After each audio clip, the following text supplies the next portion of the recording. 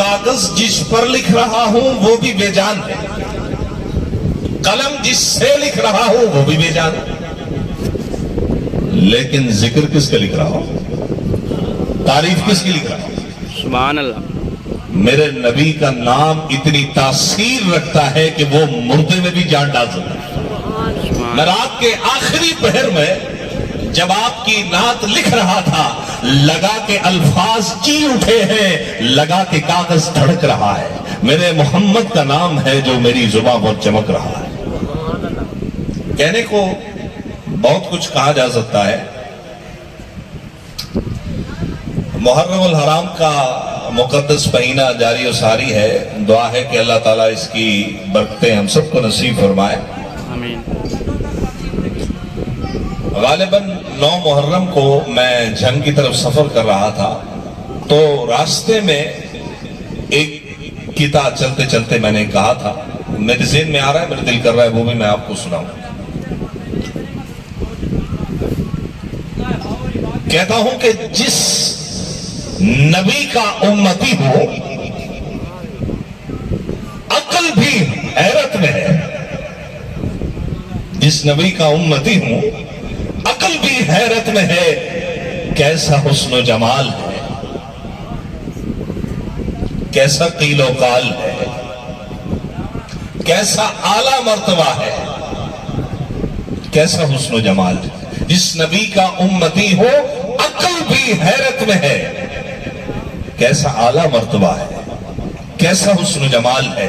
और मेरे चेहरे की चमक में मेरा कुछ हिस्सा नहीं। मैं ये तो नहीं कहता कि मेरे चेहरे पर बहुत नूर नजर आ रहा है, लेकिन इतना कह सकता हूं कि कम से कम मेरी रगों में वो खून जरूर दौड़ रहा है। सुभान अल्लाह। समझते हैं कि नहीं समझते?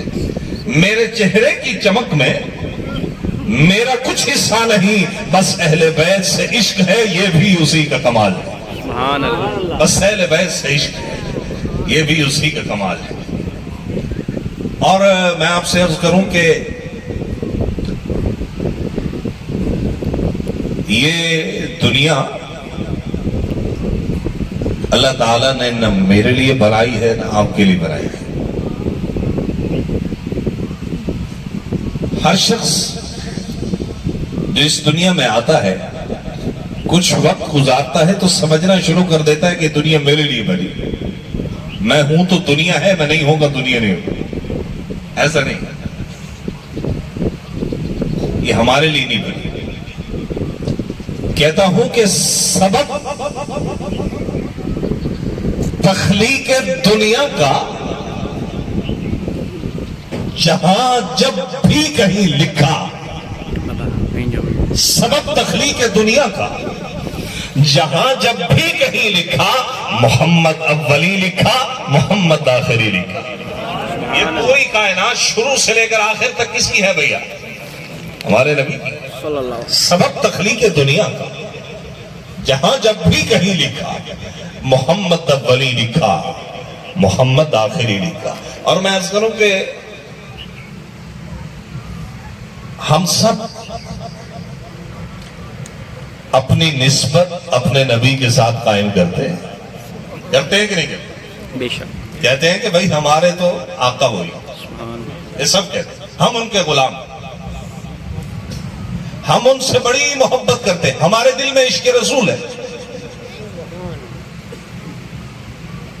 लेकिन दूसरी तरफ हम देखते हैं कि कोई भी काम नबी की सुन्नत और हुक्म के मुताबिक नहीं हो रहा। नबी से मोहब्बत और इश्क का दावा भी किया जा रहा है और फिर हर काम नबी के हुक्म के खिलाफ हो रहा है। क्या ये इंसाफ है? क्या ये अक्ल की बात है? लेकिन फिर भी देखिए कि आपके नबी को अल्लाह ताला ने कितना नरम बनाया है।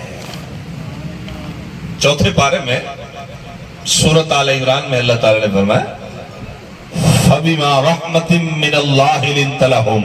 ए हबीब सल्लल्लाहु अलैहि वसल्लम, ये आप पर अल्लाह का खास फजल व करम है कि आप लोगों के लिए नरम हो गए। सुभान अल्लाह। जो भी आपको देखता है आपके अखलाक से मुतासिर होता है, وہ کھینچا چلا آتا ہے, کہتا ہے مجھے کلمہ پڑھائیے, میں آپ کے قدموں میں زندگی گزارتا ہوں.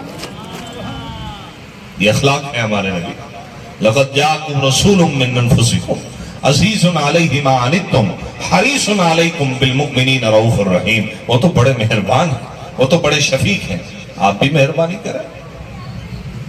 ہم کیا کرتے ہیں؟ یہ نبی کے ساتھ وفا ہے. ان کے نام کو استعمال کیا جائے, عشق و محبت کے دعوے کیے جائے, ان کی شفاعت کا خود کو مستحق سمجھا جائے, اور پھر کوئی بھی کام نبی کے حکم کے مطابق نہ کیا جائے. لیکن پھر بھی دیکھو,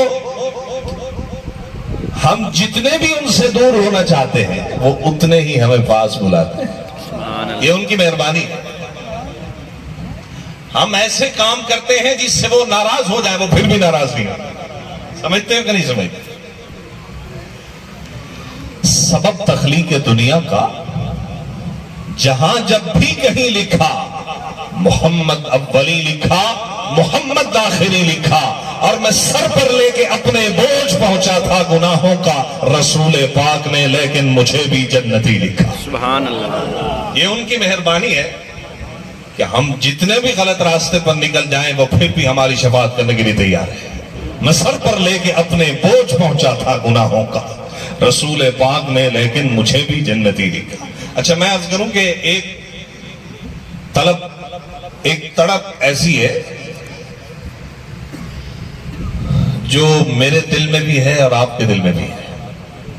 اب آپ کہیں گے پیر صاحب نے کیسے بوجھ لیا کہ ہمارے دل میں کیا ہے؟ ان کے پاس کوئی اوپر کا علم تو نہیں ہے؟ ایسا نہیں, کچھ بھی نہیں. میں آپ کی شکلیں دیکھ کر اندازہ لگا سکتا ہوں کہ آپ کے دل میں کیا ہے. ایک کتاب پڑھوں گا اور جب میں اسے مکمل کروں گا تو آپ سمجھ جائیں گے کہ میں کیا کہنا چاہتا ہوں. کہتا ہوں کہ سوکھے پتوں کی طرح, سوکھے پتوں کی طرح یوں تو نہ بے گھر ہوتے. یہ جب خزاں آتی ہے, ابھی 2 مہینے میں شروع ہونے والی ہے, آپ دیکھیں کہ سردی کا موسم جیسے ہی آئے گا تو درختوں کے پتے پیلے ہو کر جھڑنے لگیں گے.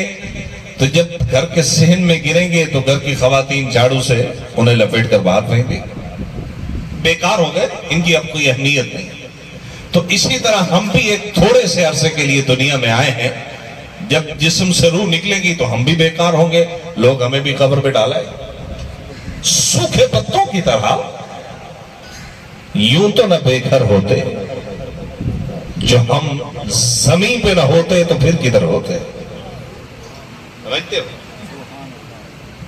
آنا تو یہیں پر تھا نا, اسی لیے جنت سے اتر کر زمین پر آئے. لیکن اب پھر سے تیاری کرو کیونکہ ہم نے پھر سے نبی کے ساتھ جنت میں جانا ہے. سبحان اللہ. سمجھتے ہیں کہ نہیں سمجھتے؟ سوکھے پتوں کی طرح یوں تو نہ بے گھر ہوتے, جو ہم زمین پہ نہ ہوتے تو پھر کدھر ہوتے.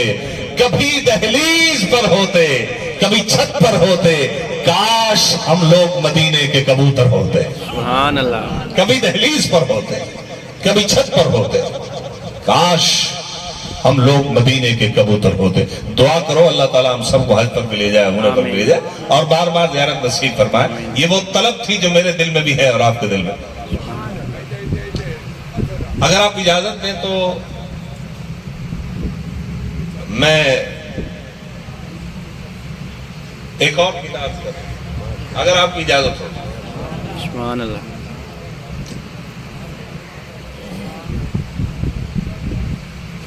کہتا ہوں کہ نور وحدت کی چمک, تمہارے خدا کتنے ہیں؟ ایک ہے نا. سبحان اللہ. تو یہ کائنات میں جتنا نور اور روشنی نظر آ رہی ہے کس کی ہے؟ چلو, اللہ نور السماواتی, توجہ سے بات سنو, ایسے آسمان و زمین میں جتنا نور ہے کس کا ہے؟ نور وحدت کی چمک, عرش اولا کی روشنی. کتنا خوبصورت منظر ہو. ہماری آنکھیں وہاں پر نہیں پہنچ سکتی, لا تدرک الابصار, لیکن جس نبی کے ہم امتی ہیں انہوں نے زیارت کی ہے. سمجھتے ہو کہ फकान काब कौसैनी अव अदना। नूर वहदत की चमक, अर्शे उला की रोशनी, हर तरफ बिखरी किसी दस्ते दुआ की रोशनी। कोई अल्लाह वाला, कोई बुजुर्ग तो होगा जो हमारे लिए दुआ कर रहा हो। अभी थोड़ी देर में हजरत साहब दुआ करेंगे, आप आमीन कहेंगे, अल्लाह ताला बेड़े पार करेगा। नूर वहदत की चमक, अर्शे उला की रोशनी, हर तरफ बिखरी किसी दस्ते दुआ की रोशनी। चांद